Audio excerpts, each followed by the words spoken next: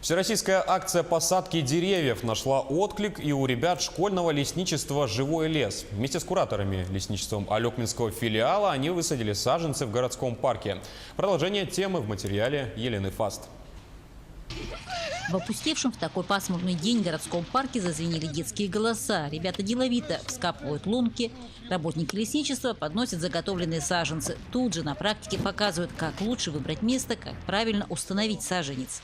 У нас в городе также мы проводим школьным лесничеством эту акцию уже не первый год. Высаживаем деревья.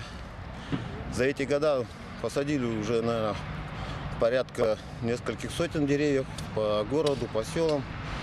Также нам отчитались уже села Тако, Чапаево, Табан по посадке деревьев в своих населенных пунктах. Школьное лесничество – эта форма возобновилась с 2014 года.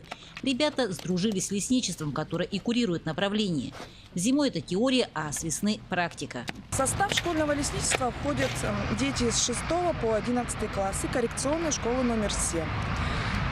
Детям очень нравится заниматься именно практической деятельностью. Естественно, теория им надоедает и на учебных занятиях в школе, а практической именно деятельностью они с удовольствием занимаются, им нравится на свежем воздухе, в кругу своих друзей, своего класса, то есть с удовольствием.